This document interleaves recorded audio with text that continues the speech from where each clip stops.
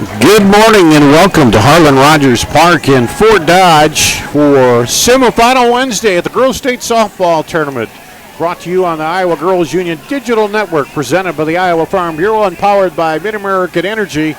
Today we'll have in Class 1A to start the day, number 1 Collins-Maxwell Collins-Maxwell, I did that again. Collins-Maxwell against number 4 Newell-Fonda here in the semifinal matchup to advance to the title game on Thursday, and we'll bring you that ball game here today. That'll be coming up in just a minute. Dar Danielson alongside Brooke Wilmus. We'll take a break and be back and talk a little bit about the preview of this game and have the starting lineups after this on the Iowa Girls Union Digital Network. Mid-American Energy and you, together partnering to change the energy landscape by pioneering money-saving, energy efficiency programs and building a new industry in Iowa, wind energy, all while keeping your rates low. So what's next? We'll keep delivering cost-effective energy efficiency programs while putting money back in your pocket. That's right. You decide how best to spend your savings. That's a partnership good for you, good for the environment, and good for Iowa. Another way we're obsessively, relentlessly at your service. This is more. More savings. More service. More focus on fresh, quality produce. Expert butchers who know more, and the most talked about meat in town. We are Fairway. We put everything into meat and grocery. And this is more. I wanted a big university experience. Without the big university price. That's why I chose Iowa Central. What makes Iowa Central so different than other community colleges is its size. Big campus, lots of programs, athletics, and performing arts. I live right here on campus. And the teachers know me by name. I'll be career ready in 2 years. And all my credits transfer to a university. It's a big time experience. Without the big time price. Come see for yourself. In Iowa, we all play by the same rules. Hard work pays off, practice makes perfect, success is something you earn, and teamwork helps us all be winners. The Iowa Pork Producers Association is proud to support statewide high school athletics, because on our team and on yours, what we bring to the table is what brings us all together. Learn more about our commitment to Iowa at iowapork.org. Iowa Public Television is the home of the Iowa Girls High School Athletic Union Championships. We bring you live, uninterrupted coverage of the state championships in volleyball, basketball, soccer, and softball. Plus, special features highlighting the Iowa girl. Catch it all on statewide Iowa Public Television, on air or at iptv.org.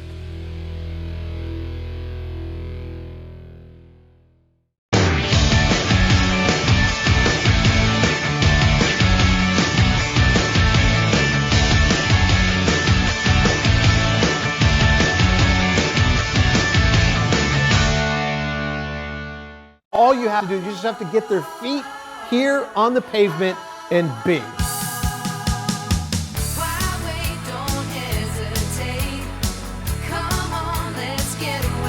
Being in Des Moines, you just get it through the experience. I'm a fan of a lot of our fast, casual cuisine. A little theater, some great restaurants. There's a lot going on musically. If you can't find things to do in Des Moines, you must be boring. This is a magical place. They say Buena Vista University is in the middle of a bunch of fields. Hey guys, wait up! Game on. They say our idea of fun is morning tea, and afternoon tea, and anytime tea. And we hang out like bumps on a log. They say Storm Lake, Iowa isn't in the center of the action. And when we study, we're not exactly grounded. But you know what we say. You gotta see it to believe it. Mid-America. You're watching the Girls State Softball Tournament here on the Iowa Girls Union Digital Network. Class 1A semifinal today to start out the day. Brought to you by the Iowa Farm Bureau, powered by Mid-American Energy. Dar Danielson, Brooke Wilmus, Collins-Maxwell Baxter, the top seed, defending champion, facing number 4 Newell-Fonda. And you know, it's like you win one year, even though they have a lot of starters back. That's nothing's guaranteed that you're going to get back in that championship game, is it? No, everyone's going to try and come after you this year because you do have that target on your back being the champions from last year. But hopefully the Collins-Maxwell can figure out what they need to do and take the pressure off themselves to get all the way to the championship. And let's go now to the PA announcer for our starting lineups.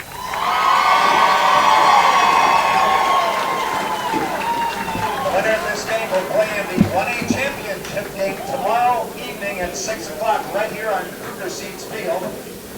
The loser will play in the third place game tomorrow at 5 o'clock next door on Iowa Central Field.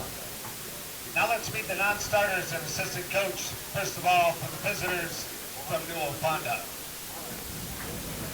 Number 3, Mary Walker.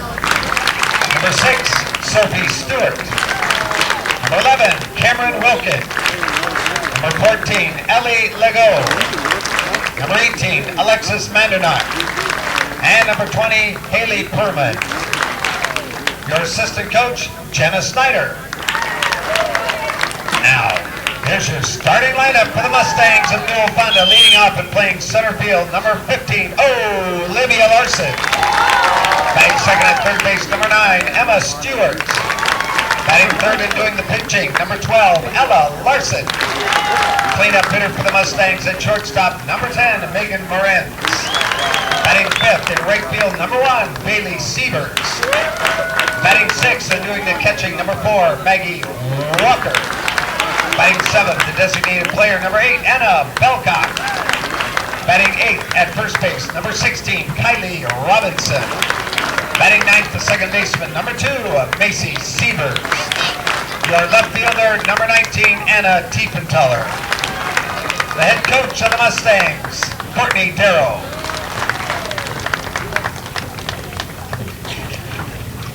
Now here's your non-starters and assistant coaches for the Collins-Maxwell Spartans.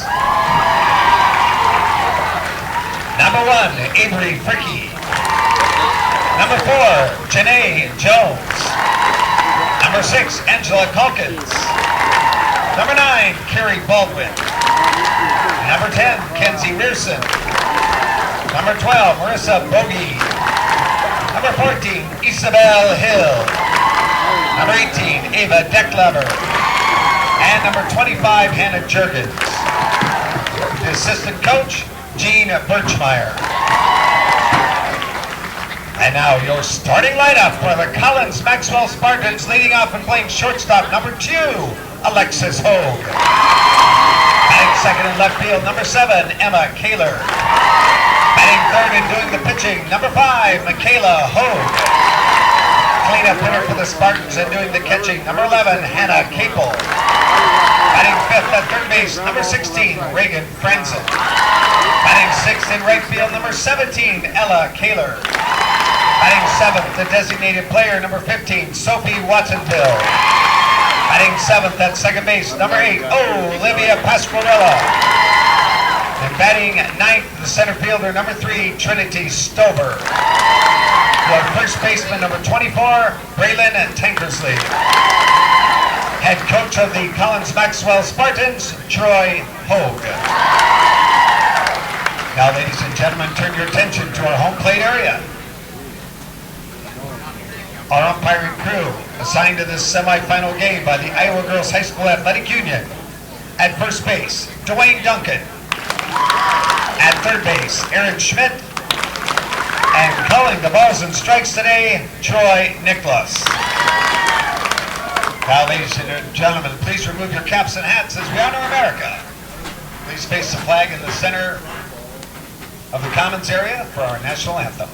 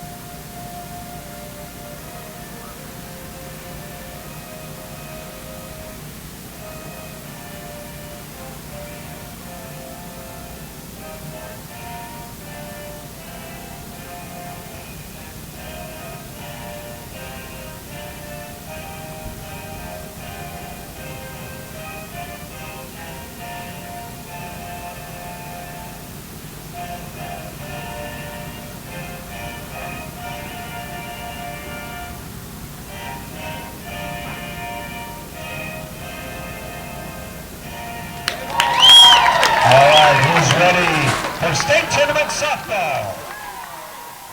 I'm ready, and I think Brooke Wilmus is ready here. Brooke, what do you see as the keys to this game for both teams? So for Newell-Fonda, they're going to be coming in as the hottest team hitting-wise in this tournament. They have the highest batting average in 1A at 407 and have scored 417 runs on the year coming into the tournament. Both of those lead the field, but they're going to be going against a really good pitcher today for Collins-Maxwell and Michaela Hogue. She's got a .26 ERA with 268 strikeouts. She is 25-1 on the year, and she also leads their batting. She also leads their offense, coming in as the number 3 hole hitter with plenty of RBIs this year. So it's going to be a good matchup between a really good offense and a really good pitcher, and we'll see who comes out on top. Against Galen, she gave up 3 hits in 7 innings, 11 strikeouts. So she added to her totals there in a 4-0 win over Galen in the quarterfinal. Newell-Fonda beat Linville-Sully 7-5 in the quarterfinal to advance here to this title matchup. And you know, we always say that. We talked about it being defending champion, and you don't look ahead. And it's just human nature, though, to look to the next game, But as the players in the team, you do get in that focus, don't you? Yeah, you do, and especially when you're in the semifinal right now, you're one step closer to making it to the championship. So this is a super important game for both teams here because both of them are going for that state title, and they're going to try their best to get there. And there is a bit of confidence in being a state champion and a confidence in having fought that battle before. And when you have a lot of players back, that helps, doesn't it? Yeah, and when you have a bunch of leaders who are on the field who have had experience playing, you come back out here and you have all the confidence in the world to try and come back out and get that repeat for the second year in a row. And one thing you do find at the state tournament is you face a new pitcher a lot of times, someone you haven't seen before, and how you adjust to that's going to be a big issue too, isn't it? Yeah, Newell-Fonda hasn't faced Michaela Hogue yet this year, so they'll have to come in and try and make an adjustments as the game goes on because everybody's going to get something different from her, and you got to figure out a way to get on base and score those runs when you get the opportunity against her. Center fielder Olivia Larson will lead it off for Newell-Fonda, the Mustangs. Larson coming into the tournament hitting .420, and lifts this one toward the right side and is going to get into the dugout over there. Larson was 2 for 4 with a run scored in that quarterfinal win over Linville-Sully.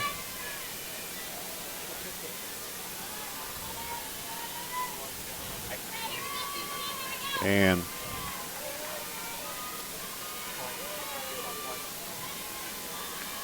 here we go, set for pitch number 2. This one fouled straight back. So Hogue getting ahead early on the hitter. Yeah, this is what Newell-Fonda is going to have to do. Is they're going to have to attack Hogue early in the count because Michaela Hogue is going to try and look to get ahead of the count, get up those 1-2, 0-2 counts, and find a way to strike him out because that's what she's been doing all year long. Leadoff batter, 0-2 pitch. Sends it high and outside, and Olivia Larson not buying that one. She'll hang in there. Tankersley, Pasquarello, Hogue, and Franzen around the infield. Right to left. Capel, the catcher, receiving from Michaela Hogue, and that one's high, 2-2. Outfield left to right, Emma Kaler, Trinity Stover, Ella Kaler for Collins-Maxwell. Beautiful day, 69 degrees, partly sunny. Barely any breeze at all here, calm day. And that one's outside. Count has run full. Sometimes finding those edges early on just takes you a little bit too, doesn't it, as a pitcher? Yeah, and the umpire is also adjusting to these pitchers too. He might not have ever seen them at all, so trying to figure out the way their ball moves and figuring out where it's going to hit the strike zone and if it does or not. Well, that one's right down Main Street, and Olivia Larson struck out looking here for out number 1. That'll bring up the third baseman, Emma Stewart, for Newell-Fonda. Comes in hitting .416.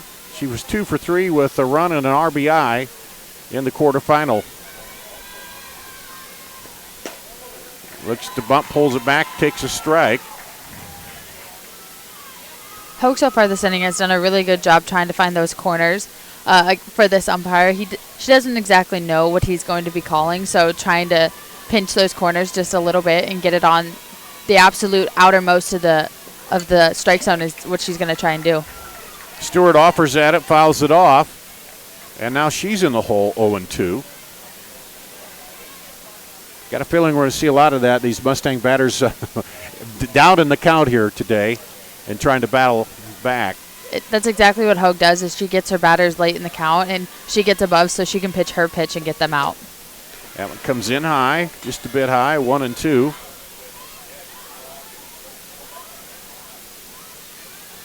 Hogue makes a little adjustment on the rubber and gets some rosin there. And now calls for another pitch. Swing and a miss. Strikeout number 2 for Michaela Hogue. That'll bring up Ella Larson, the pitcher for Newell-Fonda. Larson hitting .413. She was 1 for 4, the run scored in that quarterfinal. The sophomore takes a cut and misses on the first pitch.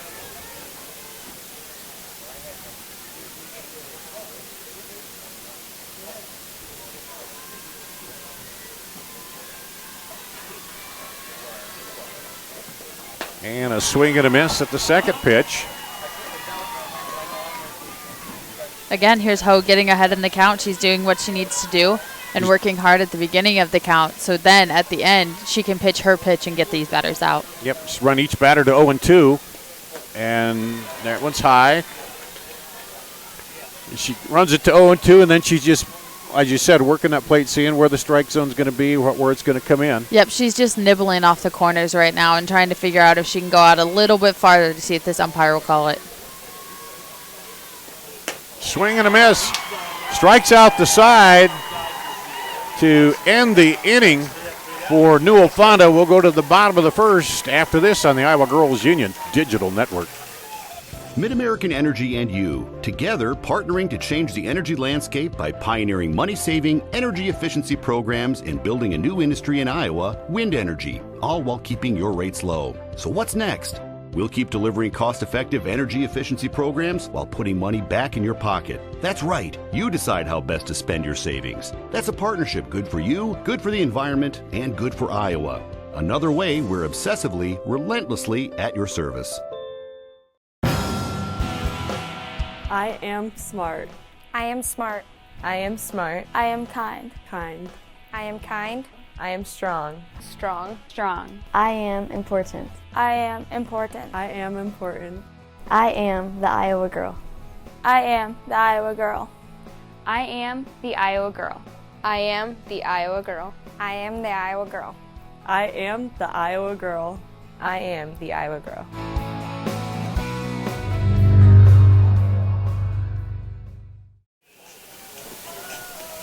At the Girls State Softball Tournament in Fort Dodge, presented by the Iowa Farm Bureau and powered by Mid-American Energy and the Iowa Girls Union Digital Network. Dar Danielson, Brooke Wilmas. Newell-Fonda goes down in order to start out the top of the first inning, and it'll be Alexis Hogue, Emma Kaler, and Michaela Hogue, the 1-2-3 batters to lead it off here for Collins-Maxwell. And Alexis Hogue, a very potent leadoff batter coming into this, hitting .589. Change the energy landscape. She's got tons of speed at the top of this lineup. If she gets on, she was most likely going to steal, having 51 stolen bases coming into this tournament. She had a couple the other day as well, so it'll be great to see if she can try and get on. Bunts it over to the third baseman and down before he even had a chance to make a throw, and you call it the speed off the bunt, and she's over to first. Yeah, she just deadened that ball right away. It came off her bat, and it just stopped right in the dirt, and there's nothing that third baseman could have done. So do you try to hold her on at all or do anything about that at this point? At this point, she's going to go. And there she goes, and not a bad throw. They got her! Caught stealing.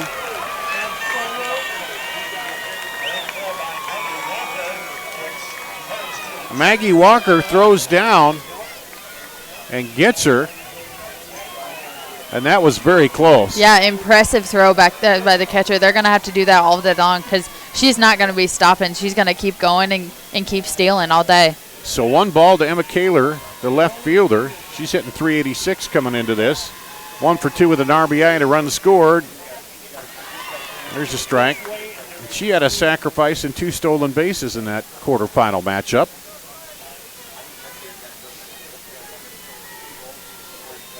Larson. And this one, the catcher dives and makes the play. So it's 2 big defensive plays by the catcher, Maggie Walker, early in this ball game.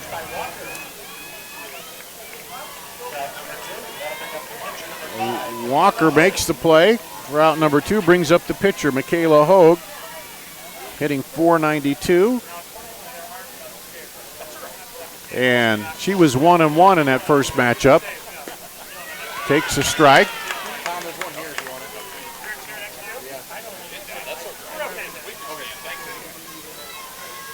And this one comes in high.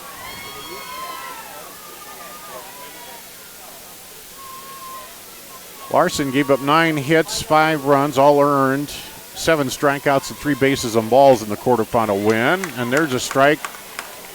Got that outside edge there. Yeah, she's really working the corners so far really well, keeping these Collins-Maxwell's hitter off balance, and she's finding ways to get him out.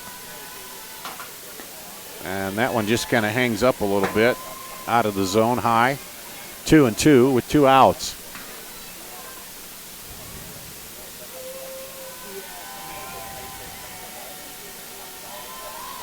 This one hit sharply by the shortstop, and it's a base hit for Hogue. And it's huge that they got the runner out at second because that could have scored her if there's just a base hit through the left side. So huge by Newell-Fonda getting her out at second. And we'll have a runner coming in, Avery Frickery. And that's an IMT substitution brought to you by IMT Insurance. Learn how you can be worry-free with IMT at IMTINS.com. With that throwdown and caught stealing, does that make them think a bit more about sending her? That's their game plan. They love going out. They love running. They love stealing. So I don't think there's going to be... Well, there's a throwdown. This catcher is also being aggressive, so maybe Collins-Maxwell changes their game plan, but all they've done so far in state has just stole second base whenever they've gotten the opportunity. This one lifted toward left, and foul ball. Just foul down the left field line. And the left fielder was playing way off the line, so if that drops, that runner at first is surely at third and maybe rounded to come home. Maybe that's something they saw in film too, is that she takes the ball the other way more, so they're going to shift the left fielder over a little bit. But right now, I think you just got to play straight up, and you got to keep that runner from scoring from first base. And that one on the outside edge for 1-2 count. Yeah, and when she's pitching away like that, it's hard to pull it down the left field line. Yes, it is. Hannah Capel at the bat. This one is lifted towards center. Center fielder running, can't make the catch. Runner's going to round third. Here's the throw, and she can't field it. Now to second, and they'll get the runner at second. The run will score. And caught stealing at second for the third out is Capel, but it's 1 run on 2 hits, no errors and no left on. I think we'll see if they call that a hit or error. We'll take a break. We'll figure that out when we come back on the Iowa Girls Union Digital Network. Mid-American Energy and you, together partnering to change the energy landscape by pioneering money-saving, energy efficiency programs and building a new industry in Iowa, wind energy, all while keeping your rates low. So what's next? We'll keep delivering cost-effective energy efficiency programs while putting money back in your pocket. That's right. You decide how best to spend your savings. That's a partnership good for you, good for the environment, and good for Iowa. Another way we're obsessively, relentlessly at your service. This is more. More savings. More service. More focus on fresh, quality produce. Expert butchers who know more. And the most talked about meat in town. We are Fairway. We put everything into meat and grocery. And this is more.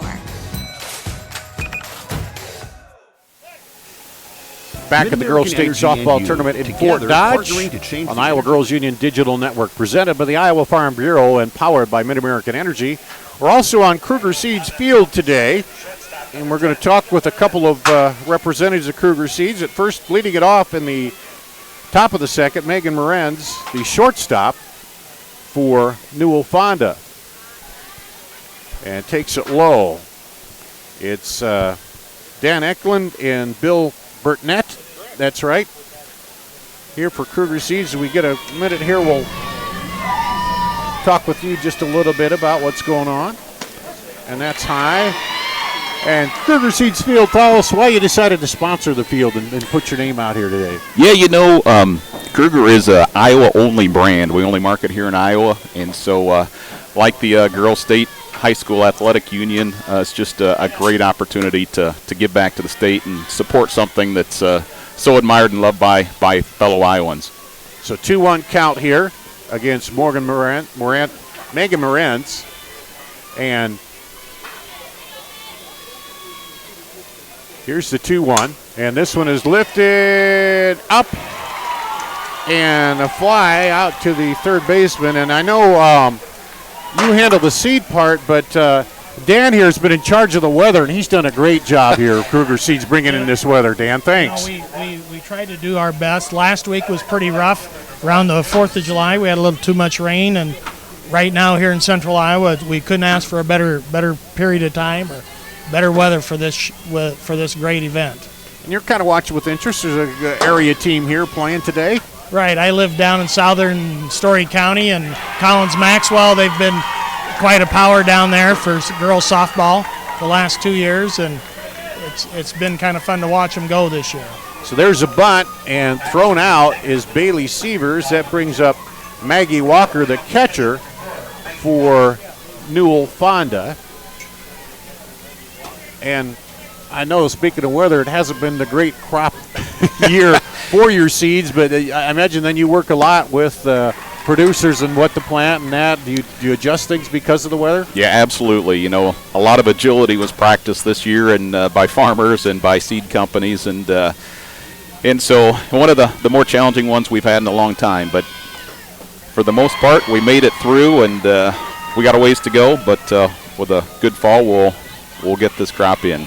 Swing and a miss. 0-2 pitch to Maggie Walker. So Iowa only, tell us a little bit about the startup of Kruger Seeds. So Kruger was started a little over 50 years ago by Dennis Kruger on his farm up at Grundy County. And we've been started out kind of doing oats and soybeans back then, and then evolved into corn about 30 years ago. And started out primarily just serving local farmers, and then expanded out in a lot of different directions. But actually, we've got a pretty good sales area up in the Newell-Fonda area, up in Pocahontas County and Buena Vista and Sac. Grundy County, where at?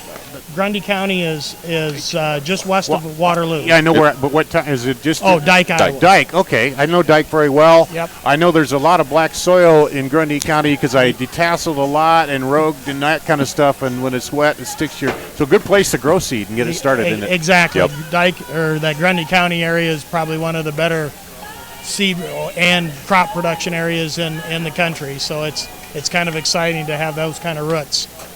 Well, that was a 1-2-3 inning there for Newell-Fonda. They go down in order again. And so Collins-Maxwell will come to the bottom of the second inning. It'll be the 5, 6, and 7 batters here. We're talking with Dan Eklund and Bill Burtnett of Kruger Seeds are sponsoring this field here today. And have you guys been up here all week?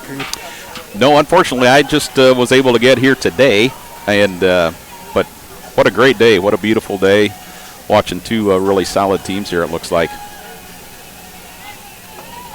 And leading it off for Collins-Maxwell Baxter, Reagan Franzen, the third baseman. She comes in hitting .333 and takes a strike.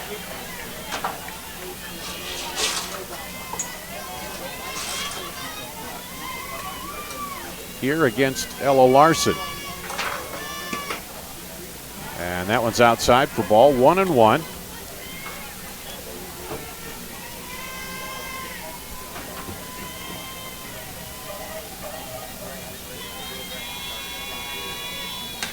And that's fouled off.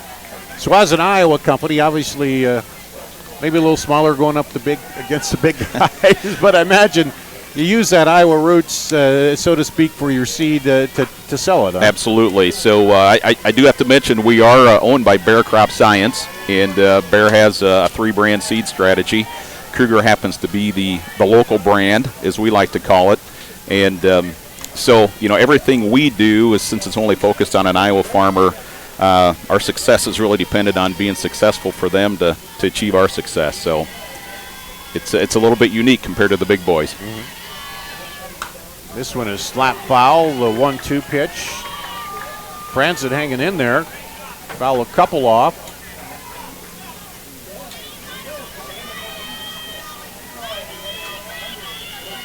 And she'll step back in. Larson delivers this one, slap right to the first baseman, and does a great job. Maggie Walker to knock it down and get the out for out number 1. That'll bring up Ella Kaler, the right fielder here.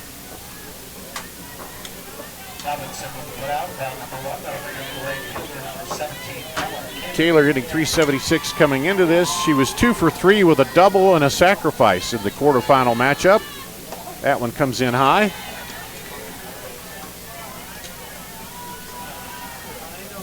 Or was that a strike? Was a strike. That was a strike? Top of the zone, yep. Okay. You guys are distracting me. No. Sorry, my son's been an umpire for 17 years, and it's sometimes everybody's got a little bit. Yeah, it's a different. Behind It's the a plate. science to it, isn't it? Yeah, there's a little bit different. And that one comes way inside. Well, hit her, so hit by pitch. So yeah, then they each have a different on where they bring that arm up when they call the strike. Some are delayed, some right away, and so.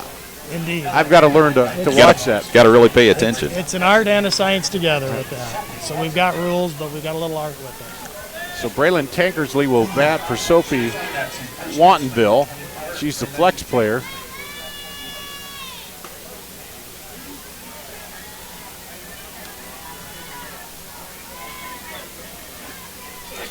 And an 0-1 count here on Tankersley. Delivery is outside. 1-1.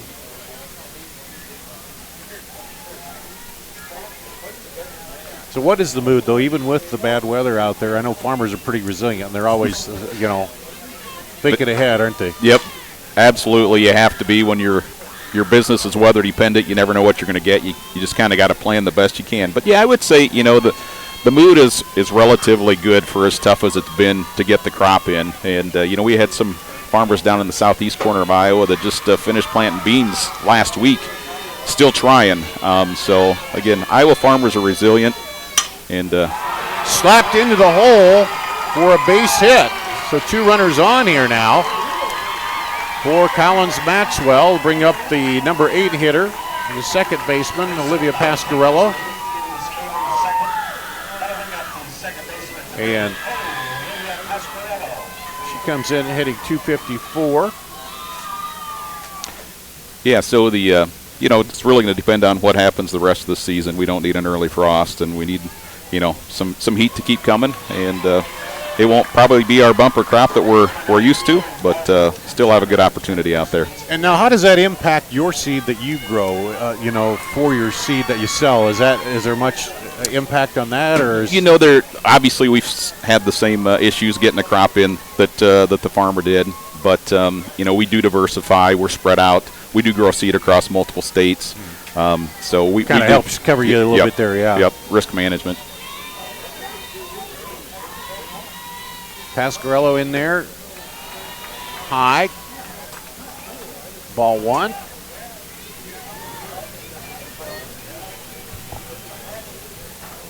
Chance for Collins-Maxwell Baxter to add to the lead, or Collins-Maxwell. I keep doing that. They drop the Baxter. There's the ball, 2-0.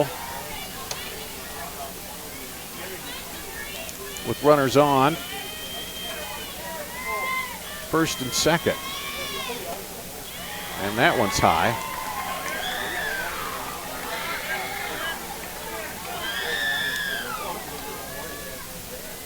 So with one out, there's a strike. I was going to say, does she, Brooke, does she hold? If you probably take one there, because then you'll load the bases, right? Yeah, for sure. And this Newell-Fonda pitcher, she does not want to walk and make the bases loaded right here. This is exactly what she does. She does. So now the bases are loaded, and you got to have your infielders play in, and you have to go home to not allow this run to score. That brings up Trinity Stover, the center fielder, with one out. So a base hit's going to score something here. A grounder, you can come to home to try to get the lead runner, but it cuts down your margins for error. And that one's low. Ball 1.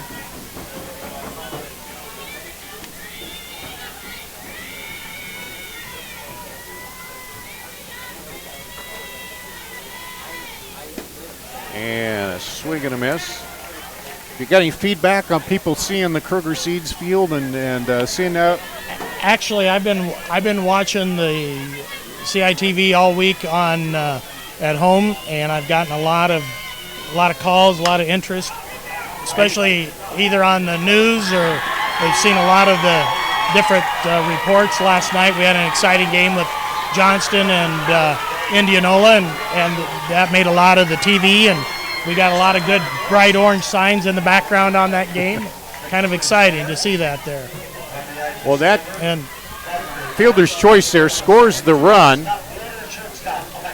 for Collins-Maxwell, moves the runners along, and brings up Alexis Hogue, who singled her first time up. So about the only place she had to go and get the out with it. Yeah, that was a heck of a play by the second baseman to keep the ball in the infield, because if that ball would have gone to the outfield, they could have maybe gotten 2 runs across that time. So great play and great job still getting it out there as well. 0-1 pitch is strike 2.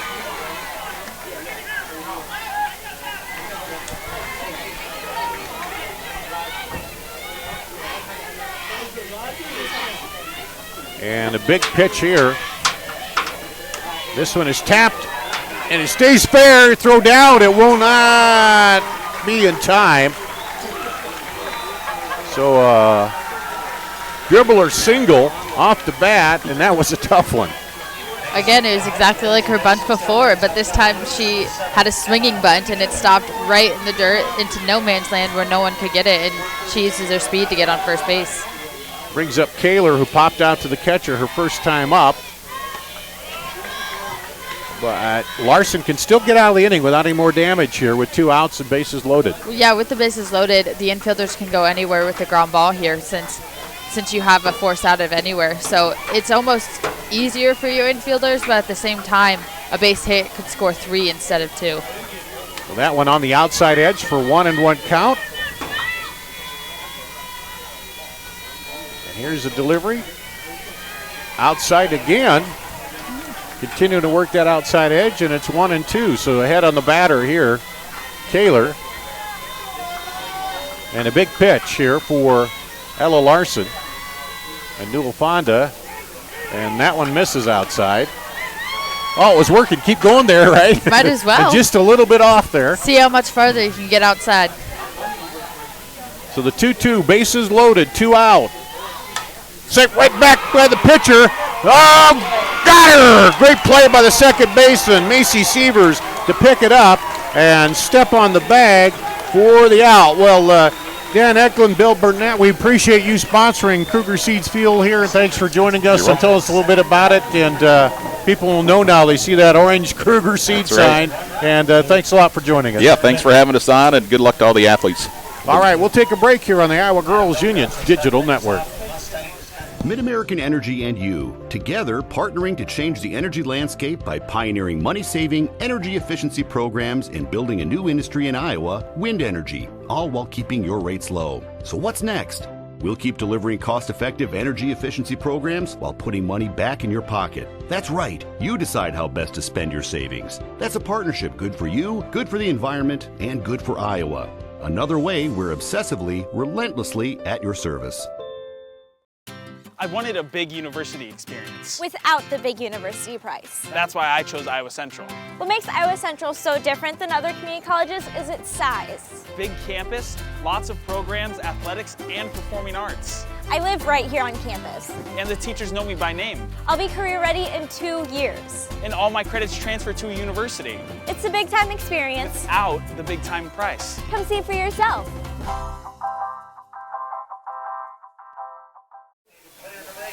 Back at the Girls State Softball Tournament, leaders start at Central College, and scholar athletes a seat on the court in the classroom.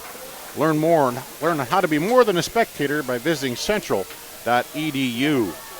Anna Belcock, the designated player, started off here for Newell-Fonda in the top of the third. And that was just a wild inning, but they got out of it with just 1 run, Brooke, so Newell-Fonda's got to be a little happy about that. Yeah, they're still in striking distance here. You just got to get one runner on, get base hits here and there, or just find ways on. At this point, there's no way that they're out of this game yet. They're only down by 2 runs, so just finding ways to get on base and finding any possible way to move the runner over and get her across home plate. Anna Belcock steps in, hitting .345, 1 for 3 in the quarterfinal matchup. Down 0-2 here. And that's the way Michaela Hogue on the mound has been through these first couple innings, getting the batters behind. Hogue on the mound, Capel at the plate, Tankersley at first, Pasquarello at second, Alexis Hogue at short, and Reagan Franslin at third, and that went off the screen for a foul ball. Outfield, Emma Kaler, Trinity Stover, Ella Kaler left to right for Collins-Maxwell.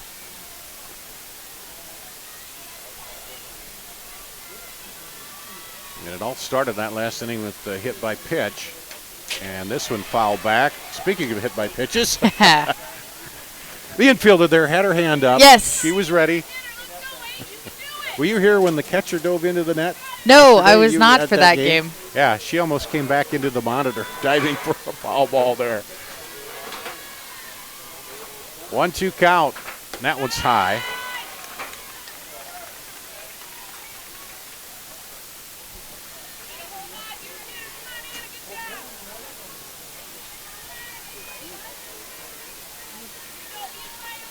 freshman here, Belcock. Oh, swings at a high one and had her chasing there. A really nice pitch by Hogue there. She's climbing the ladder just a little bit more because the batter was antsy, and she just kept going higher and higher and higher, and they ended up chasing it out of the strike zone. Brings up the first baseman, Kylie Robinson, for Newell-Fonda. Takes a strike. Her first at bat today. She was 1 for 2 in the quarterfinal.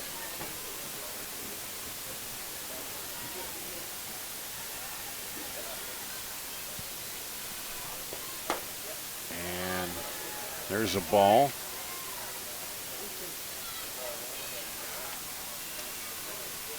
Playing over on the Iowa Central diamond will be Lisbon and Clarksville in the second 1A matchup at 1 o'clock. Or wait, no, they're back here at 1 o'clock. We stay with the classes here now, so they'll be here in the 1 o'clock game after this one.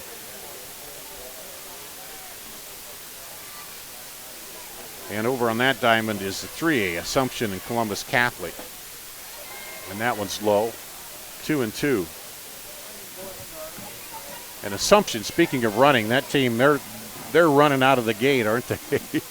They've always been a dominant team, especially in their class that they've been in. And so far, these last few years, they just no one has found a response to them. So they're coming out. They're doing everything that they need to do. And you can tell that they're excited and they're ready to get another state championship.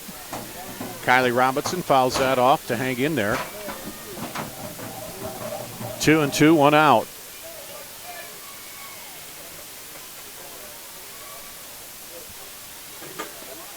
And she went to offer, held up, but called out on strikes. That's the 6th strikeout for Michaela Hogue. Brings up Macy Sievers, the second baseman. Sievers 1 for 3 in their opening win against Linville Sully. Takes outside for ball 1.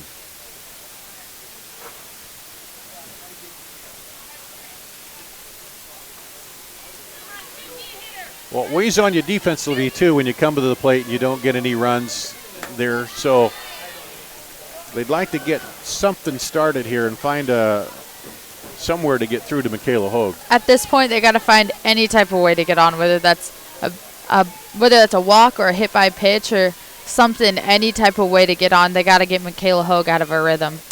This one lifted high to the right side. Pasquarello underneath it makes the play, and they'll go down in order again here. There's Newell-Fonda, and we'll go to the bottom of the 3rd after this on the Girls Union Digital Network. Mid-American Energy and you, together partnering to change the energy landscape by pioneering money-saving, energy efficiency programs and building a new industry in Iowa, wind energy, all while keeping your rates low. So what's next? We'll keep delivering cost-effective energy efficiency programs while putting money back in your pocket. That's right. You decide how best to spend your savings. That's a partnership good for you, good for the environment, and good for Iowa. Another way we're obsessively, relentlessly at your service. In Iowa, we all play by the same rules. Hard work pays off, practice makes perfect, success is something you earn, and teamwork helps us all be winners. The Iowa Pork Producers Association is proud to support statewide high school athletics. Because on our team and on yours, what we bring to the table is what brings us all together. Learn more about our commitment to Iowa at iowapork.org. We might not We're always back know at what the Girls State Softball Tournament on the Iowa Girls Union Union Digital Network, presented by the Iowa Farm Bureau, powered by Mid-American Energy. We go to the bottom of the 3rd inning. It'll be the number 3 batter, Michaela Hogue, the pitcher, coming up. She singled and scored the first run of the ball game, and so far she's been hot on the rubber and hot here at the plate. It's just her confidence from the mound is just gonna bring her all the way over to her batting and her at bat right here. So she's in a rhythm right now. She wants to keep going as a pitcher, but she's got to come out and she's got to find a way to get Collins-Maxwell a base runner here. Takes a strike on the outside for the first pitch. That one's too far out. But Larson has been playing that outside edge all day. It's been successful for her in the early going.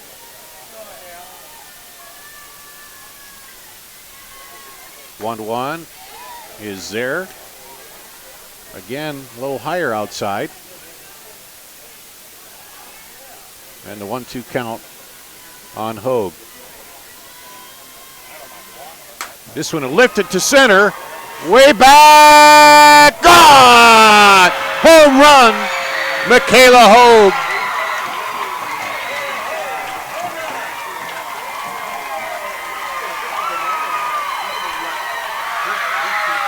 Great piece of hitting right there. She was down 1-2 in the count, and she just got a curveball right over the middle, and she took it exactly where it came back from.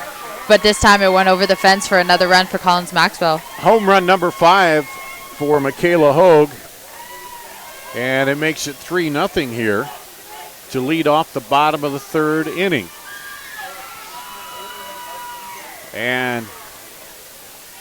Ella Larson has a big smile on her face. I think she knew as soon as that pitch came in and that you hear it come off the bat, you knew it was going deep. And still only 3 runs here, so leadoff homer, you got to go right back to work. Yeah, and she's got to come back here, and she's got to find ways to get out of this inning for her team. And now her team's got to come back, and they have to find ways to pick her up, get a few runs, and get that deficit down back to 0. And that one's a strike. All extra base hits brought to you by your friends at Kruger Seeds. The next time you're in need of corn or soybean seed, give your local Kruger Seeds dealer a call. Kruger Seeds, first-class seed, first-name service. So the first extra base hit here is a home run. That one's down for ball 2, 2-1.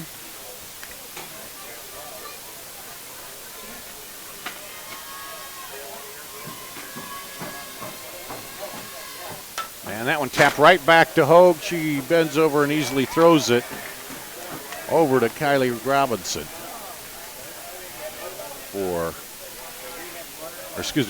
Larson throws it over to Kylie Robinson. Brings up Reagan Franson, the third baseman.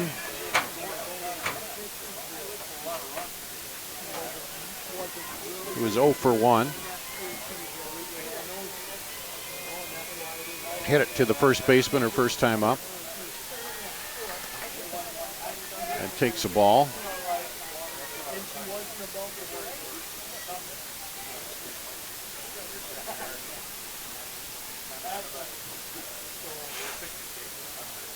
Larson.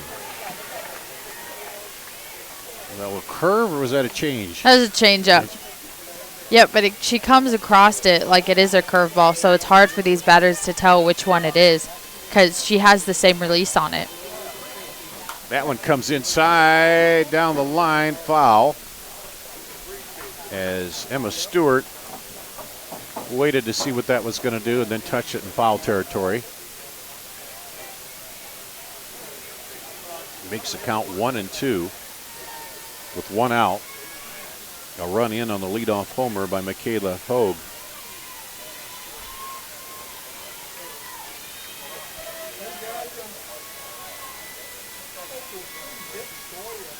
Larson delivers outside. Good job by Walker to slide over and block that one. She's trying to get that changeup across again. Since Franson was so out front the first time, she wanted to do it again and maybe get her to chase out of the zone as well. Here's a delivery and got a piece of that one. Just got a piece of it to stay in there.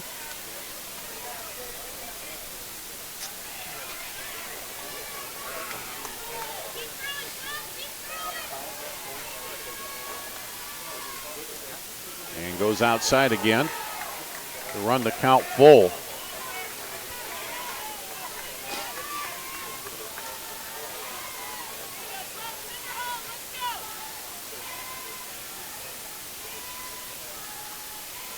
Here's the delivery. This one slapped over the head of the shortstop and drops into left center field for a single.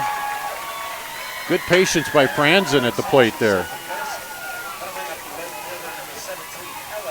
That brings up Ella Kaler, who was hit by a pitch and started a wild second inning and ended up scoring. So she'll step up with a runner on first. There's that strike on the outside.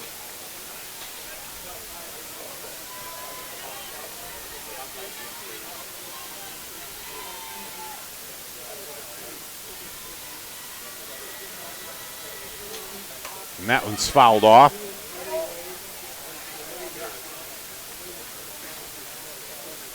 Yeah, with Larson throwing that curveball as a left-handed pitcher, it's going to come inside on righties. So what these righties have been doing up at the plate for Collins-Maxwell is really keeping their hands inside the ball, and the ball is they're hitting line drives because they're getting on plane with this curveball. And there's one tap back. She looks. The second goes to first. So they're making the proper adjustment with that bat level. And yeah, they are. And right now, Larson needs to try and make an adjustment and figure out a way to get those righties out and whether that's keeping the ball outside and not bringing it inside, because Collins-Maxwell is all over that inside pitch right now. Tankersley, the flex player, is up. She singled her last time up. Strike. Takes a strike. With Franzen out at second base. Collins-Maxwell, 3 runs on 7 hits and a swing and a miss.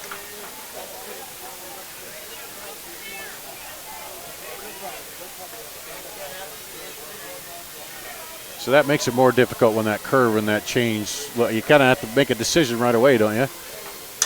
Oh, lifted toward left field. That's down. The run's going to come around.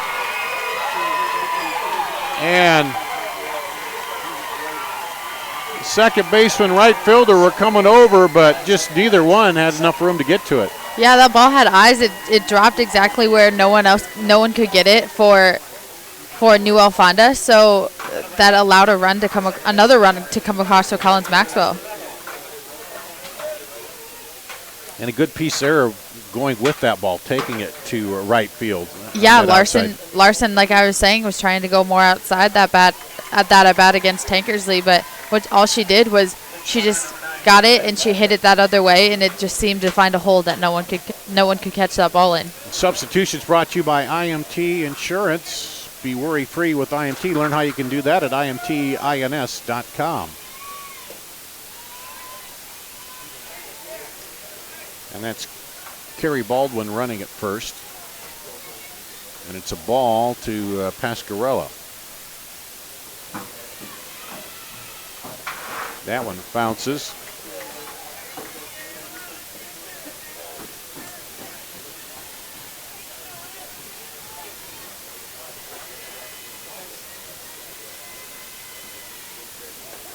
There's a strike.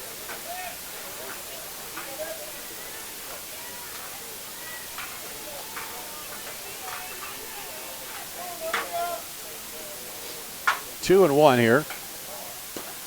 And there's another strike. 2-2. 2 down, runner at first.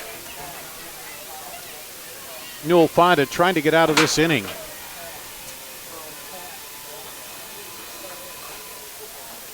And just got a piece of that one. Well, called a strikeout.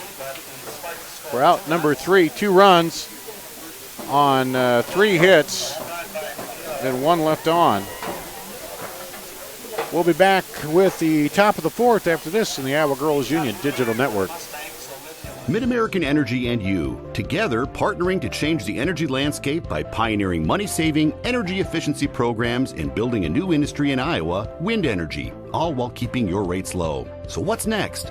We'll keep delivering cost-effective energy efficiency programs while putting money back in your pocket. That's right. You decide how best to spend your savings. That's a partnership good for you, good for the environment, and good for Iowa.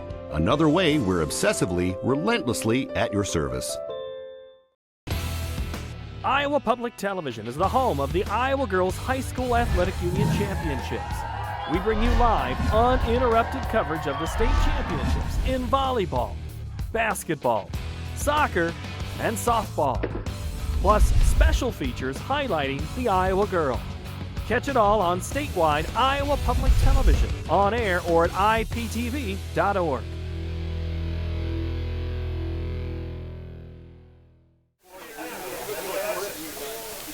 We go to the top of the 4th. The leadoff batter is Olivia Larson. She struck out looking her first time up, takes it low and inside. Leaders start at Central College, and Scholar athletes succeed on the court and in the classroom. In the past year, 112 Central College student athletes receive academic all-conference recognition. Learn how you can be more than a spectator by visiting centralcollege.edu. And that one's inside. So the same refrain here, base runners, right? That's all Newell-Fonda needs right now, is they need to find ways to get runners on, and then also they need to find ways to put the ball in play.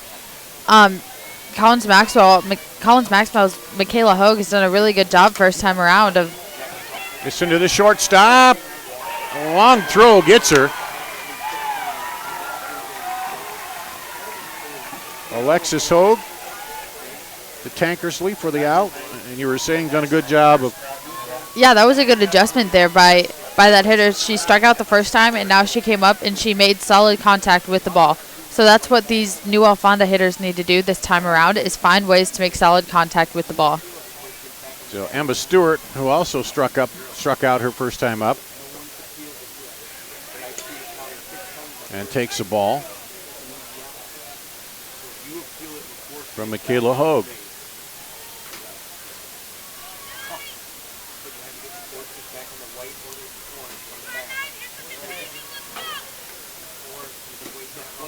That one comes in high. I see several of the Spartans wearing their shades out here. Did you have a preference on that, or did it just depend on? In high school, I never wore sunglasses. I always wore the visor because I couldn't quite see exactly when I was on the infield when I had sunglasses on. But now in college, when I play the outfield, I need to wear sunglasses whenever it gets sunny. Strike there, 2-1 count. That's inside for a ball. And she's run the count full here now. Well, Emma Stewart trying to battle on. We'll see what Hogue comes back with.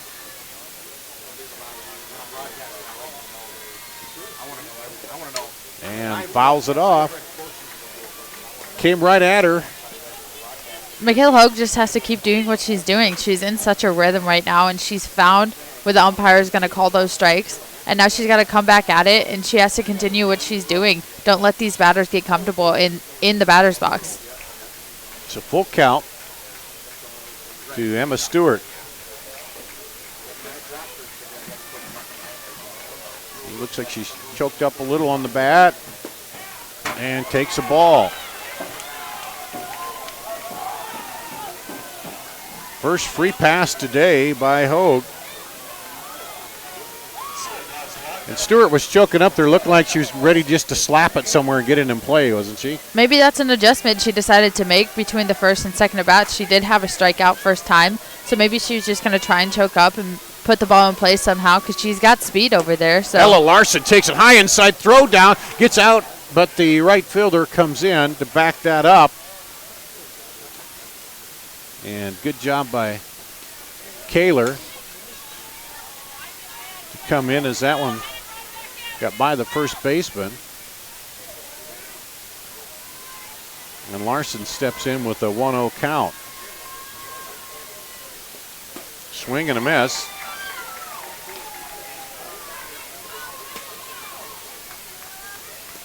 Taps the dirt out of the cleats and steps back in there.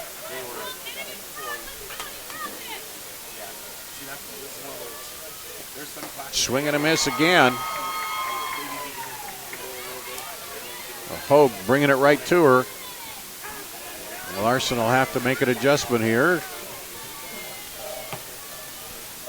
Trying to take advantage of that walk.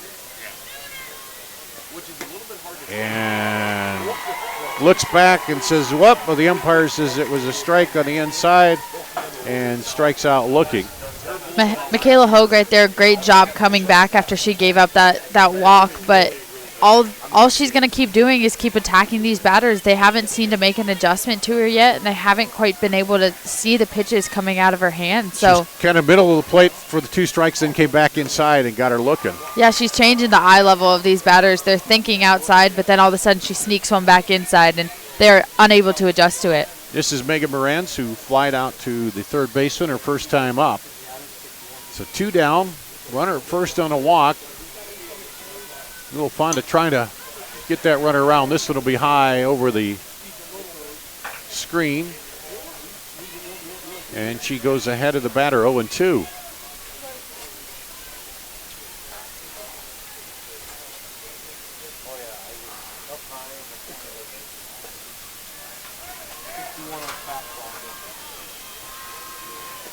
This one is slap foul.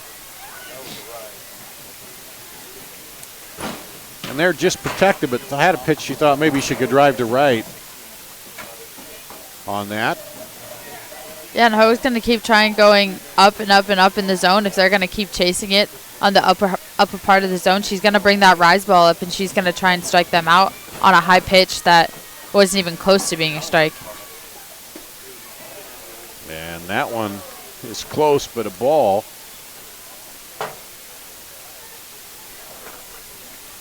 And it's a 1-2 count.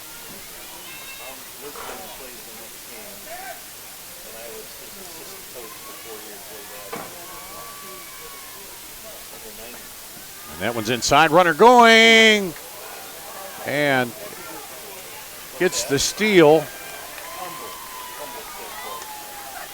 I'm impressed with these outfielders, though. They back up a couple of throws that could have been another base, but they've been right there where they need to be. They've had the right coverage. They've been exactly where they needed to be. And as an outfielder, that's one of the responsibilities that are forgotten about a lot, because what you're told to do is catch and throw the ball and get it back to the infield. But that sometimes people forget that you're the backups for these infielders, and whenever they can't make the play, you got to be there to have their backs. Well, that was a good view. You saw that one come right back into the camera here where we're sitting, into the netting. And it's 2-2 with 2 outs, a runner at second. Newell-Fonda trying to break into the scoring column and fouls that one off. And Megan Morantz has run it to a 7-pitch at bat here. Trying to get that run around. That keeps us on our toes, knowing that ball's going to come back here. That's a lot different than the other field, for sure. And a swing and a miss. Strikes her out. 8th strikeout to end the inning here. They go down with no runs, no errors, and 1 left on. At the end of 3.5, it's 4-0. Collins-Maxwell coming up to bat in the bottom of the 4th of the Girls Union Digital Network.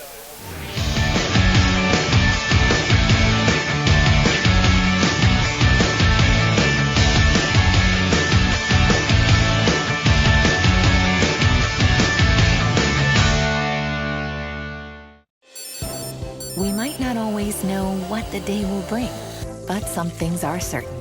The sun will rise and your lights will go on. That's because at MidAmerican Energy, we're obsessively, relentlessly committed to providing you energy when and where you need it, to connecting with you and keeping our communities safe and strong. Because the most important thing we put our energy into is you. We're obsessively, relentlessly at your service. At the Girls State Softball Tournament in Fort Dodge, presented by the Iowa Farm Bureau and the Girls Union Digital Network, powered by MidAmerican Energy. Dar Danielson, Brooke Wilmus. We go to the bottom of the 4th inning. It'll be the bottom of the order, then the top for Collins-Maxwell. They've scored 4 runs on 8 hits, and so far, Newell-Fonda has not got a hit. They got a base runner on with a walk, but pushed her to second, but unable to get break through and get on the scoring column. But that could be huge for Newell-Fonda. They need to find ways to try and get on base, and a walk just like that could have started a whole rally. But then Hogue comes back and strikes out both of the girls after her. So really, Michaela Hogue is really in her rhythm right now. She's finding ways to get runners out and get batters out, and Newell-Fonda needs to try and make an adjustment. So Trinity Stover will come to bat.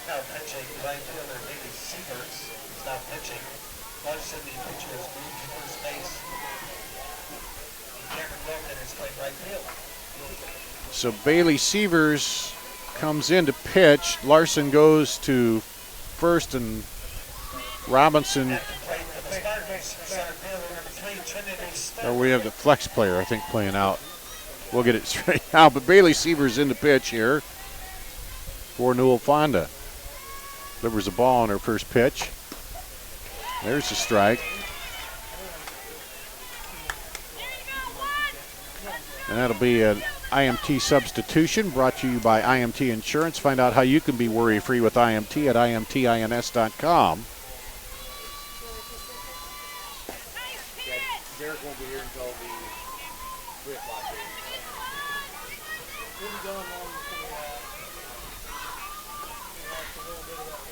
We got Cameron Wilkin out in right field now.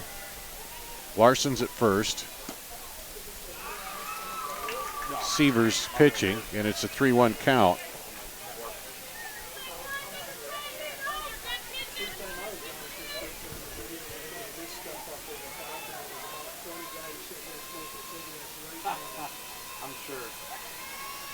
Here's the 3-1, and it hits her.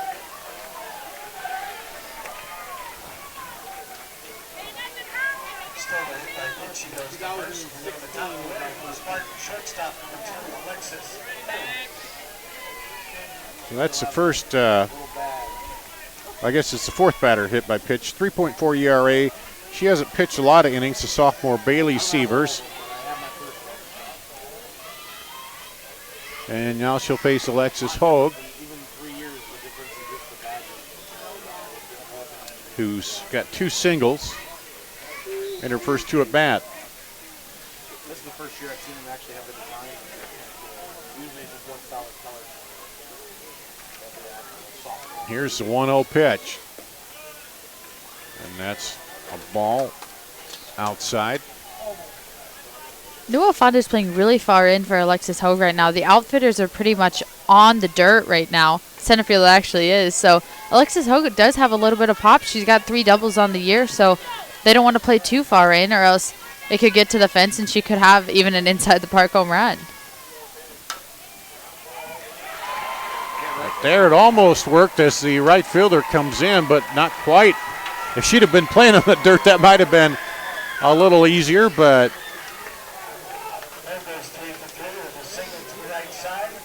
and that brings up the left fielder, Emma Kaler, who has flied out, popped out to the catcher and grounded out to the second baseman.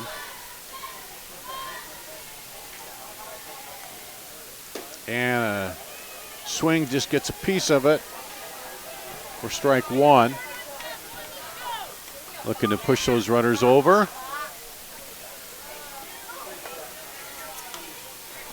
And getting this bunt right now and getting the runners over is going to be huge. You have Michaela Hogue coming up next, who's 2 for 2 with a home run. So she can try and score a couple more runs for them here. There's a tapper swinging away, but he gets the runner at first. Route number 1 does advance the runners.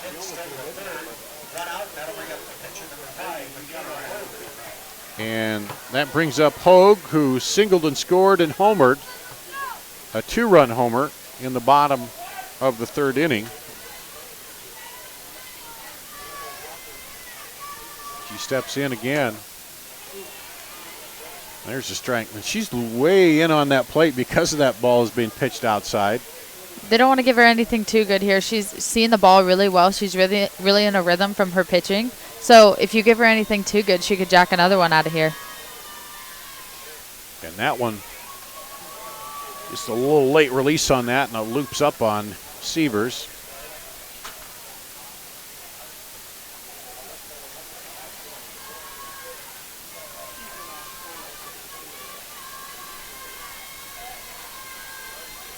Here's the 1-1. This one slapped to the third baseman. Almost caught the runner off the bag, but runs her back.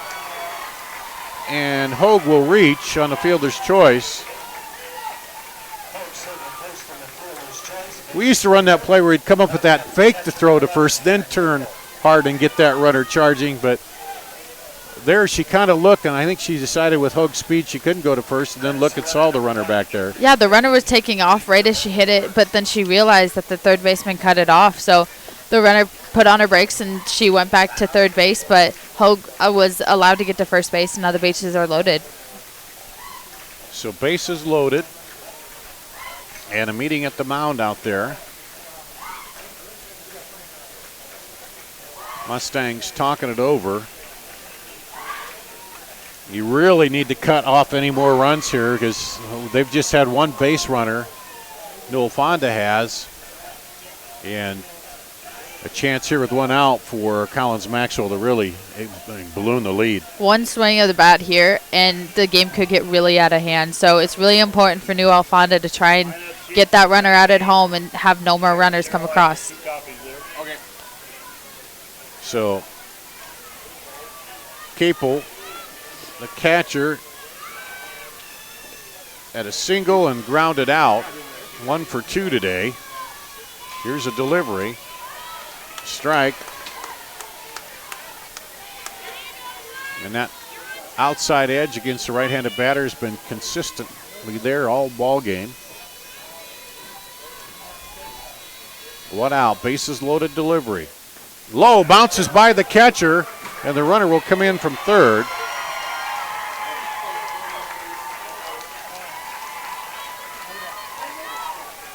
And other 2 runners advance to second and third. Unfortunate break there for Newell-Fonda. The catcher's been doing a really nice job all day of keeping the ball in front, and that just took a really bad hop on her and scooted back to the back of the fence.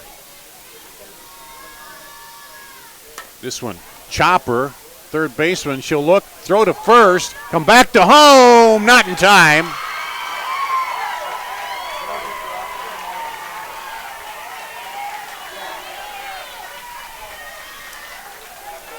And Hogue will score. That was pretty well executed there. Just a runner got in underneath the tag. Yeah, and she has so much speed at first base, as that was Alexis Hogue who just scored that run. But she can fly, and she's super quick. And on it, Newell-Fonda did everything that they did. It's just she was a little quicker, and she got underneath that tag there. So 2 outs, 2 runs in here in the bottom of the 4th, and a strike called to Reagan Franzen, who is 1 for 2 today. This one hit back, over, and the put out ends the inning as Collins-Maxwell adds 2 more runs here on 1 hit, no errors, and 1 left on. 6-0. We'll go to the top of the 5th after this on the Girls Union Digital Network. Mid-American Energy and you, together partnering to change the energy landscape by pioneering money-saving, energy efficiency programs and building a new industry in Iowa, wind energy, all while keeping your rates low. So what's next? We'll keep delivering cost-effective energy efficiency programs while putting money back in your pocket. That's right, you decide how best to spend your savings. That's a partnership good for you, good for the environment, and good for Iowa. Another way we're obsessively, relentlessly at your service. All you have to do is you just have to get their feet here on the pavement and be.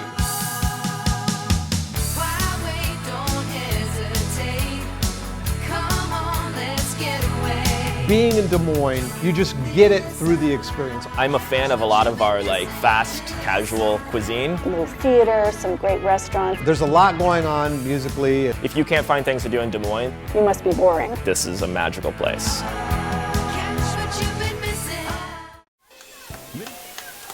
We go to the top of the 5th inning here of the Girls Union Digital Network, presented by the Iowa Farm Bureau and powered by Mid-American Energy. Bailey Sievers, who's now pitching. She started out in right field and came in last inning. At the plate, fouls off the first pitch. She grounded out her first time up.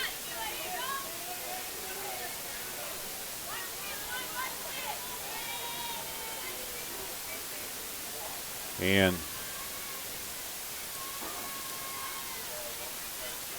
here's the 0-1. This one is lifted high and back. And you can tell the kind of day Sievers has had already. She's got grass stains all over the pants there from being in right field, and now she's in on the mound and trying to, shut down Collins-Maxwell. She's done it. She did a great job. She got a few hits off of her, but she figured out ways to get out of the inning, and that's exactly what Newell needed. And right now, she can start off this inning, and she can start off a rally by just finding a single way on base, whether that's a little base hit, it's a hit by pitch, or whatever it is. They just need to find a way to get a base runner on. Swing and a miss. Came in inside on her. Strikeout number 9. for Michaela Hogue. And that'll bring up Maggie Walker, the catcher, who struck out her last time up. This one fouled off first pitch. And as you said, they've seen her. They're looking maybe up there to be a little more aggressive, and if they see that first good pitch, go for it. Yeah, they got to be aggressive against Michaela Hogue. She's getting ahead in the count almost every single batter, and she's giving you those good pitches early in the count, so you can't wait to try and get a hit off of her late in the at bat. That one dribbles in the dirt for a ball, 1-1.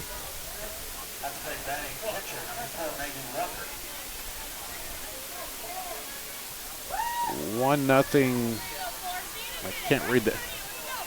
Davenport Assumption's up 1-0. This one is lifted to the left side, and a little bit of indecision there. Third baseman, do you have it? Do you have it? And finally, the shortstop takes it. Maybe the sun had a factor in that too. That could be too. Looking back this way, she looked at her shortstop, saying, "I don't know. Do you have it? Do you have it or what?" And I didn't hear a real loud shortstop calling her off. No, but she caught it. That's all that mattered. That's the thing that matters, yeah. But the coach is always saying, talk, communicate with you. And she was looking over there. This one, chopped to the third baseman. She'll come up and get the put out, Belcock. And that ends the inning again, 1-2-3 here for Newell-Fonda. At the end of 4.5, 6-0. We'll take a break on the Iowa Girls Union Digital Network. They say Buena Vista University is in the middle of a bunch of fields. Hey guys, wait up! Game on. They say our idea of fun is morning tea, and afternoon tea, and anytime tea. And we hang out like bumps on a log. They say Storm Lake, Iowa isn't in the center of the action. And when we study, we're not exactly grounded. But you know what we say. You gotta see it to believe it. We might not always know what the day will bring, but some things are certain. The sun will rise and your lights will go on. That's because at MidAmerican Energy, we're obsessively, relentlessly committed to providing you energy when and where you need it, to connecting with you and keeping our communities safe and strong. Because the most important thing we put our energy into is you. We're obsessively, relentlessly at your service. They say Buena Vista. At the girls' state tournament here in Fort Dodge, we go to the bottom of the 5th inning. Collins-Maxwell will come up to bat. It'll be the 6, 7, and 8 batters leading 6-0 here. And in the game over on the other field, Davenport Assumption leading Waterloo Columbus Catholic 1-0. You know what inning that was in? Collins-Maxwell, right fielder, number 17, Ella Kaler. Yep. Bottom of 3. Ella Kaler, the right fielder, she got things started here, hit by a pitch and got around to score, and then grounded out for Collins-Maxwell Baxter. Well, I guess she wasn't the first run. They scored in the first. She got the second run after being hit by a pitch. And this one down the line fair. Right fielder over. There's the throw and can't make the tag. And she's in for a double, an extra base hit for all extra base hits brought to you by Kruger Seeds during the Girls State Softball Tournament. The next time you're in need of corn or soybean seed, give your local Kruger Seeds dealer a call. Kruger Seeds, first class seed, first name service. And looks like Tankersley up.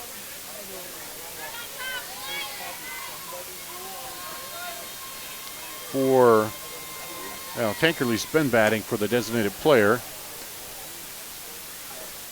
And takes a ball.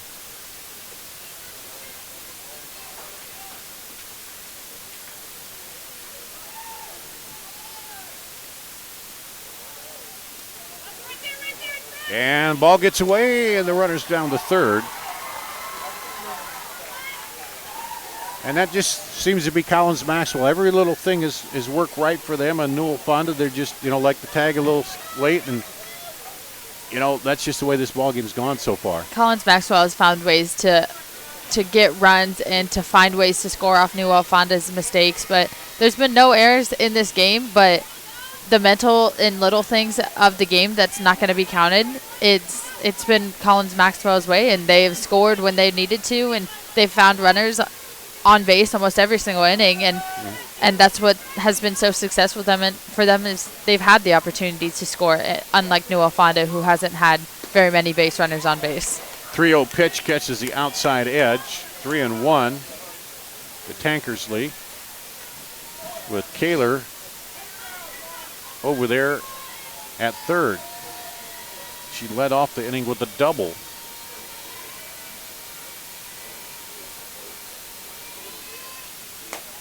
That one stays high, and Tankersley is on. The runners at the corners for Pasquarello.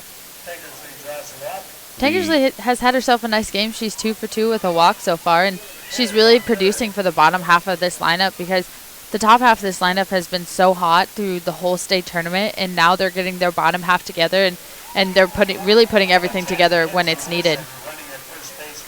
Be Kenzie Werson running at first base there for Tankersley, an IMT substitution. Learn how you can be worry-free with IMT at imtins.com. And Pasquarella comes up. She walked, reached third, was stranded there, and struck out.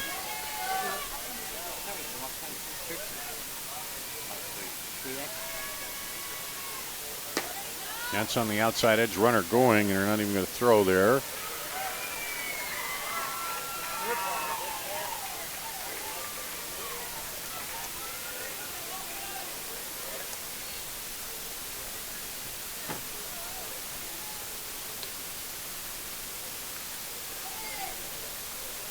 This one fouled off.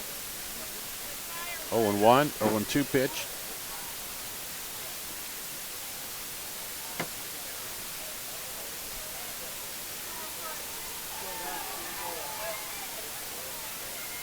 Bailey Sievers looks in to Walker. Sends it outside, looking to get her to chase, but she holds steady there.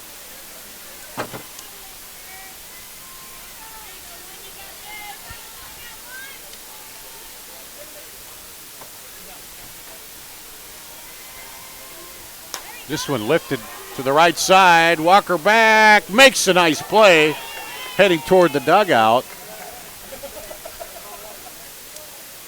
And that looks simple, but it's not when you're trying to gauge where the dugout is, that fence. Especially when you have such a big foul ball area. There's so much room here at Harlan Rogers, and there's those little nicks and corners over there where the batters get warmed up in the on deck circle. So that was a nice far run for the catcher, and she did a really nice job of catching that ball. Hannah Juergens will pinch hit here for Trinity Stover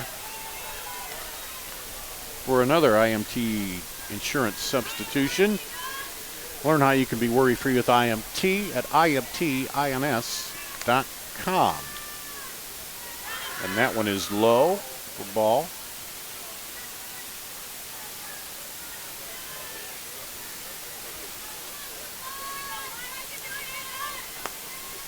Juergens has not had a lot of at-bats, just 11 on the season coming in.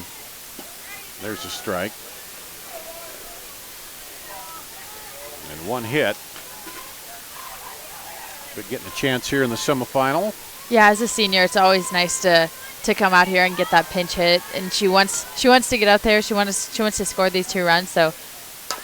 And gets it to the second baseman. Bad hop there, but they'll throw her out at first. And the run will score from third.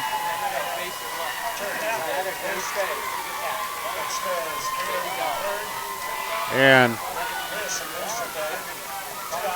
Huge reaction from the crowd right there. She found a way to score that run, and she got that RBI. And you could tell as she was coming back, she had the biggest smile on her face because as a senior, she came in, she did her job, and that's just so awesome to see here. Brings up Alexa Hogue, who has 3 singles and a run scored today. Takes it inside. Yeah, everybody, and those seniors are on the bench that don't get to play a lot. They go through all the practice, and they're there for support and that. And when you get to see them get in and do something good, it's always great. Yeah, it's great to see her come in and have such a quality at bat, and she got that base runner, home and scored an RBI. And they go through the practices every single day with these starters, and they challenge the starters every single day. And it's great to see them get the opportunity when they don't always get to play, that they came in and she did exactly what she needed to do. And it's great to see her get such a quality at bat. And some good fan support, too, there. Yeah, half of the Collins-Maxwell crowd stood up and gave her a big round of applause as she was running back to the dugout. 2-1 count here against the leadoff batter. That one's low. It's going to get by, and the runner's going to race in from third to score. Kenzie Weirson, the pinch runner, scores and makes it an 8-0 lead here with 2 outs and a 3-1 count against Hogue. She's reached in every at bat and fouls that one off. Came in hitting .589. That's going to pump that up a little bit with this game.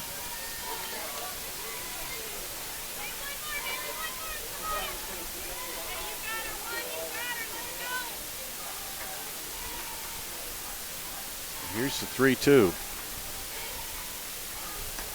Takes it high and walks.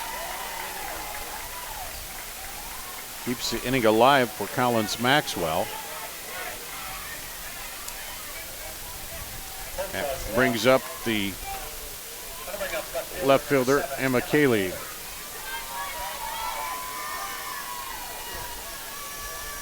Keeler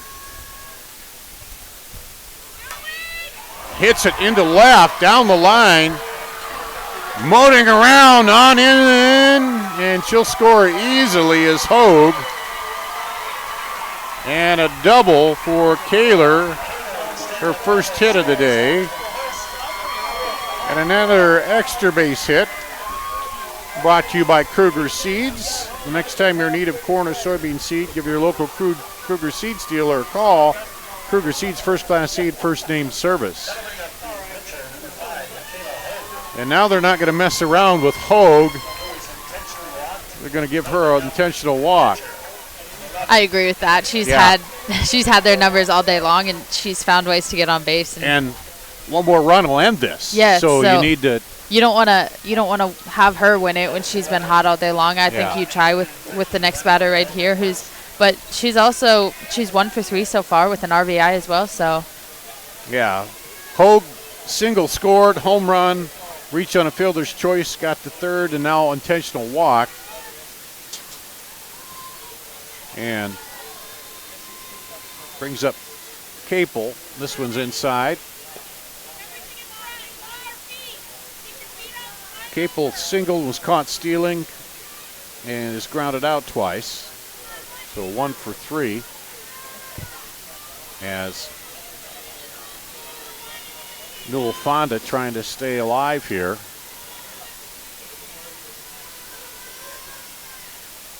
That one's outside.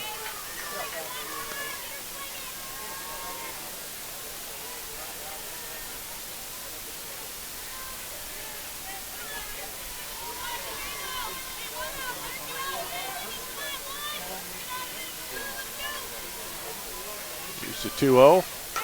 Slap through the shortstop, will scoop to the second baseman and end the inning. There they get 1, 2, 3 runs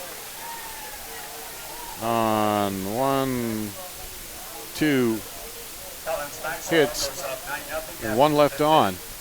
We'll be back with the top of the 6 after this on the Iowa Girls Union Digital Network. Mid-American Energy and you, together partnering to change the energy landscape by pioneering money-saving, energy efficiency programs and building a new industry in Iowa, wind energy, all while keeping your rates low. So what's next? We'll keep delivering cost-effective energy efficiency programs while putting money back in your pocket. That's right. You decide how best to spend your savings. That's a partnership good for you, good for the environment, and good for Iowa. Another way we're obsessively, relentlessly at your service. This is more. More savings. More service. More focus on fresh, quality produce. Expert butchers who know more. And the most talked about meat in town. We are Fairway. We put everything into meat and grocery. And this is more. You're watching the Girls State Softball Tournament, this 1A semifinal here on the Girls Union Digital Network, presented by the Iowa Farm Bureau, powered by Mid-American Energy. Dar Danielson, Brooke Wellmus with the call here.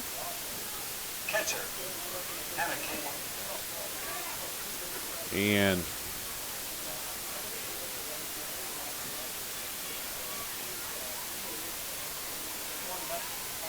Newell-Fonda steps up, and this one's lifted foul.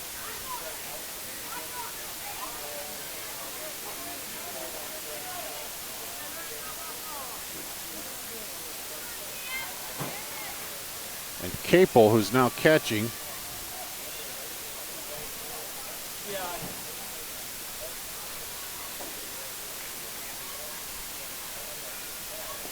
Well, this is Cameron Wilkin. She's now in right field. I'm sorry. All those defensive changes last inning. That's right. She went out to right field for Kylie Robinson. So 0-2 here against Capel, or excuse me, Wilkin, and she strikes out. Strikeout number 10 for Hogue.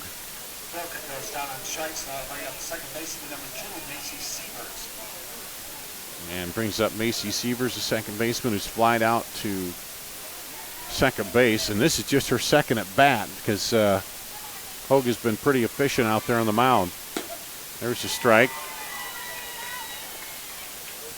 Bottom of the order, then the top. We've been saying it all game here. Newell-Fonda just one base runner on, a walk. And now trailing 9-0. This one fouled back. 0-2.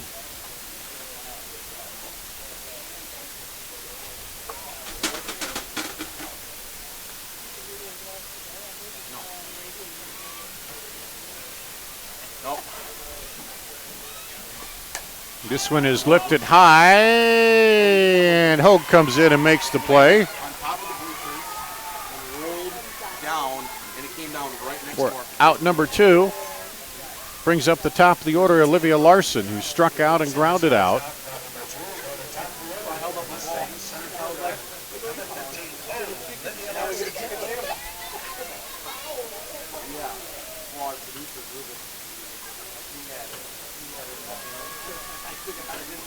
She bunts down the first baseline, and she'll be there, and that will break up the no-hitter.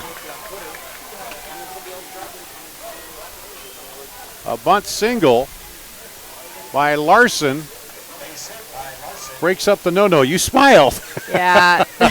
That's one of those things, isn't it? Yeah, it's the worst way to end a no-hitter, with just a little bunt single. But, hey, kudos to her for finding a way to get on base and starting some for them.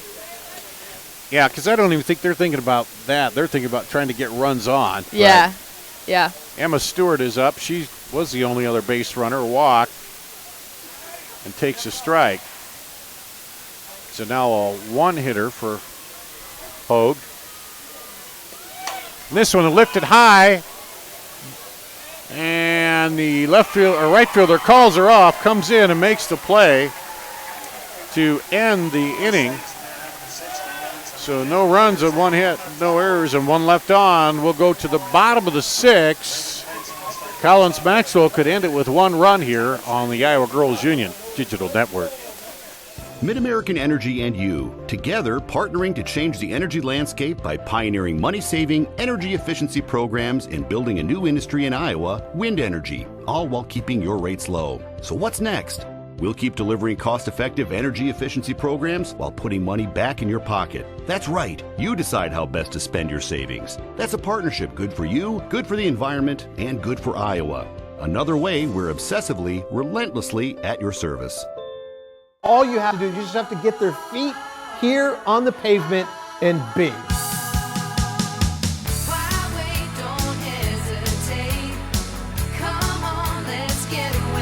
Being in Des Moines, you just get it through the experience. I'm a fan of a lot of our fast, casual cuisine. A little theater, some great restaurants. There's a lot going on musically. If you can't find things to do in Des Moines, you must be boring. This is a magical place. Mid-American Energy and you, together. It's the Girls State Softball Tournament here at Rogers Complex in Fort Dodge on the Iowa Girls Digital Network. Appreciate you watching us. Presented by the Iowa Farm Bureau, powered by Mid-American Energy. And we'll go to the middle of the order. Reagan Franzen, the number 5 hitter, third baseman for Collins-Maxwell. We've scored 9 runs on 11 hits, no errors, and Newell-Fonda got their first hit in the last inning on a bunt single. And this one is slapped to the shortstop. She'll come up and put it away. We're out number 1. That might be the first time this game that Collins-Maxwell hasn't gotten their leadoff batter on in their inning. Yeah, I think you may be right on that as I look through there. Yeah. That brings up Ella Kaler, the right fielder.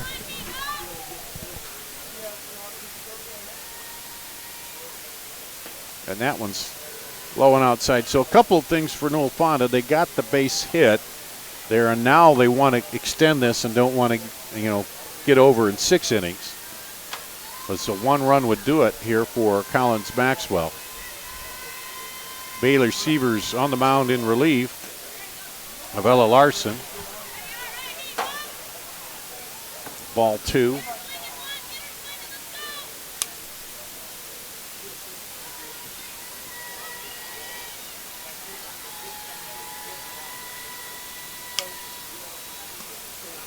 That one's high.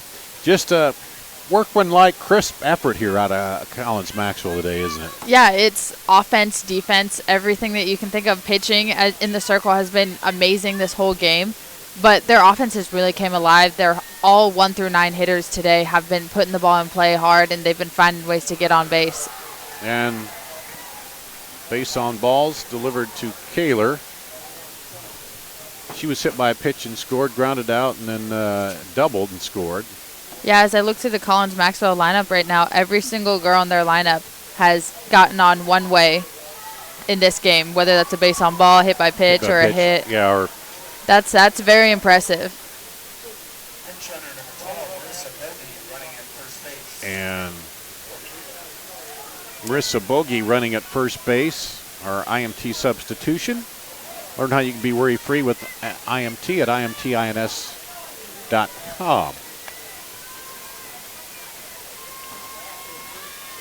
Tankersley fists it off, foul.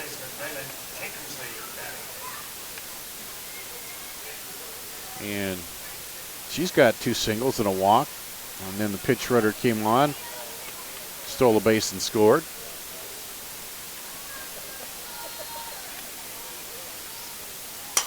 And this one is lifted to right. And make the play. Runner, it didn't tag, and they get the double play.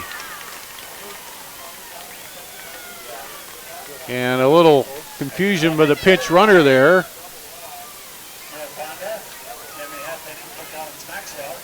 And that'll end the inning. It'll be 9-0. Going to the top of the 7th here on the Iowa Girls Union Digital Network.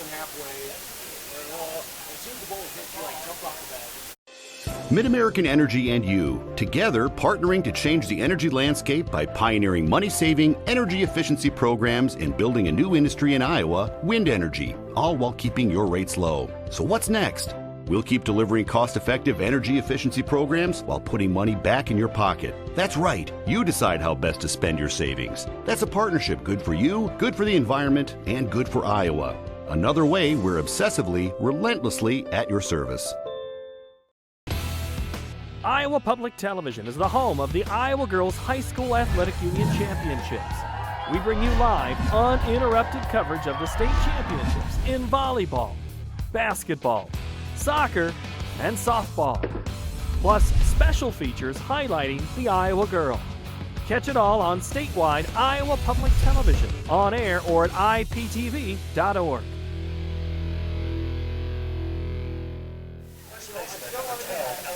We go to the top of the 7th inning here in the 1A quarterfinal. Newell-Fonda needs 9 runs here to tie it up. Ella Larson has struck out twice, and runs have not come easy. Hits haven't come. They got a 1 hit in the last inning and a bunt. Sacrifice. There's one hit deep to right and gone. Home run, Ella Larson. Wow. Woo, that was a shot right off the bat. And there was no doubt about that one. Ella Larson cranks one to right. She'd been fooled all day long, too. She's had 2 strikeouts so far, but she turned and cranked that one, and there was no doubt about that one. That was out off the bat. The 5th home run for Ella Larson. She started on at pitching and then went to first base. And now let's see if this ignites the 7th inning rally here. The extra base hit brought to you by Kruger Seeds. The next time you're in need of corn or soybean seed, give your local Kruger Seeds dealer a call. Kruger Seeds, first-class seed, first-name service. And that one's low.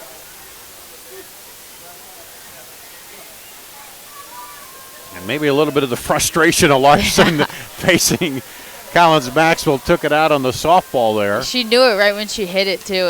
It was a shot right off the bat. First hard hit that they've had all day, too. And it was more like a wood bat kind of sound, the way it went off the bat, wasn't it? Just as hard as she hit it. 1-2 here to Megan Moran's. And that is low.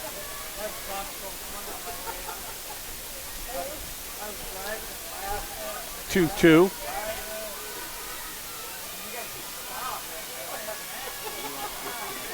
And swing and a miss, strikes her out. Strikeout number 11.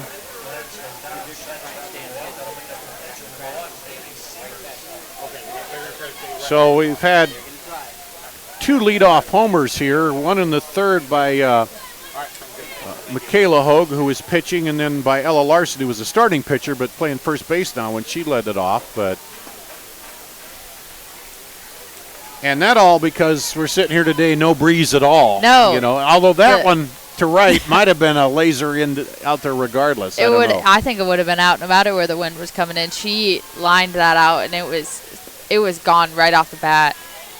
Bailey Sievers, who's now pitching, looks at the bunt, pulls it back, 1-1.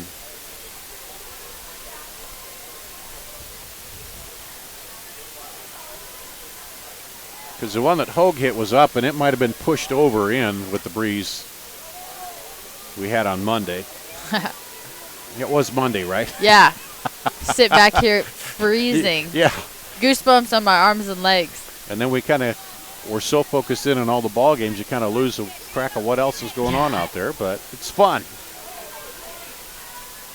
Dart Angels and Brooke Wimlis with you here on the call. And struck out looking. So there's a typical pitcher. Yep. He gives up a home run, then comes right back, strikes out the next 2, and it's like, Okay, enough of that stuff. I'm going right back at him here. Yeah, she just made one little mistake, and Emma, Ella Larson made her pay for it. So now she's come back and she's really commanded the zone, and she's got these last 2 strikeouts. Against Maggie Walker, the catcher. And sometimes a 9-0 game, like you can get kind of lulled to sleep, yes. you know, and this one now into center, drops in front of the center field, gets by her to the fence. She'll turn and go to second base. Walker.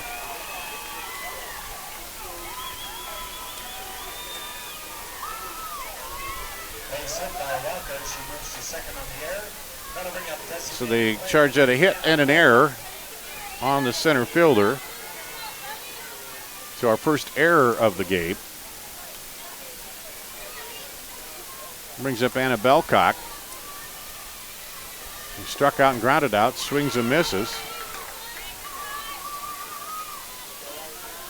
I like to see Newell-Fonda getting some really good at-bats here in the late innings. They're really not giving in, even though they are down by 8 runs right now, but they've had really good at-bats, hitting the ball hard, and they're finding gaps out there.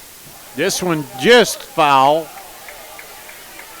Down the first base line, Tankersley came over, gloved it and foul. And 0-2 count here. As down to the final strike for Newell-Fonda. Swing and a miss. Struck her out.